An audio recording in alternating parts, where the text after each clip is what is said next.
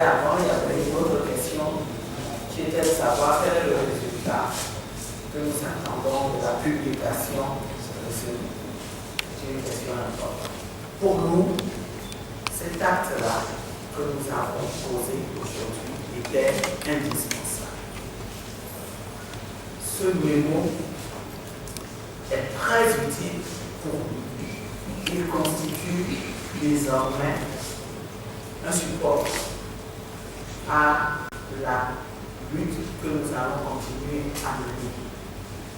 Le pouvoir a l'habitude de dire l'opposition n'accepte jamais ce qu'il considère comme son échec, et l'opposition dit toujours qu'elle a gagné, on l'a fait, mais ne prouve rien. Nous avons apporté la preuve que c'est le candidat au cadre de 2015, M. Jean-Pierre Fabre, qui a gagné ces élections. Tout a été fait pour vraiment brouiller les pistes, faire en sorte qu'on ne s'y retrouve plus du tout. De deux choses l'une. Nous venons de poser l'acte et nous disons au pouvoir, nous sommes prêts à confronter nos amis. S'ils sont de bonne foi, s'ils sont honnêtes, nous les invitons à nous asseoir autour d'une table.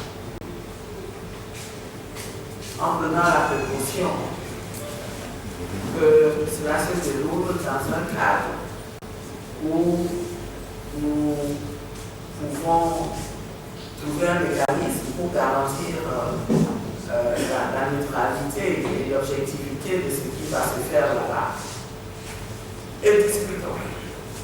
S'ils sont contre, pour voir qui a gagné vraiment ces élections. C'est un défi que nous leur lançons.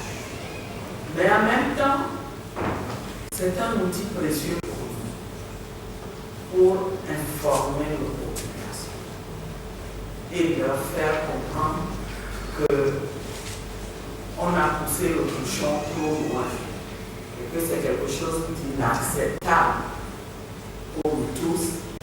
Nous devons prendre nos responsabilités. Personne ne viendra faire à notre place. Notre candidat a dit tout à l'heure que les partenaires du Togo savent. Ils savent ce qui s'est passé en réalité. Mais la vérité aussi est qu'on est dans un jeu où ils estiment que c'est nous qui devons faire. C'est dommage, mais regardez ce qui se passe au Congo. Est-ce qu'on pouvait s'attendre à autre chose, à une autre position de leur part que ça? Il faut tirer le son de tout ceci et dire nous devons prendre nos responsabilités nous-mêmes. Et nous sommes prêts, nous restons déterminés à combattre avec ce jeu. C'est un travail de fourmi qu'il faut faire désormais. Il faut montrer à ce régime qu'il est un régime de fait. Nous faisons face à des autorités de fait qui se sont imposées. Et nous tenons à leur rappeler, à leur dire que ces autorités n'ont ni la légitimité, ni la légalité. Ce qui s'est passé en 1998, on le sait, et on a vu comment la communauté internationale a reconnu que les élections étaient sorties de leur cadre. Et en 2015, je pense que nous avons eu plus grave. Nous avons eu plus grave que ça. Et nous devons remercier Pedro Amouzou pour le courage qu'il a eu d'assumer jusqu'au bout, dans la limite du possible. Maintenant, il nous appartient, nous-mêmes, de travailler. Il vous appartient de travailler parce que vous êtes journaliste, mais avant d'être journaliste, vous êtes ouvrier.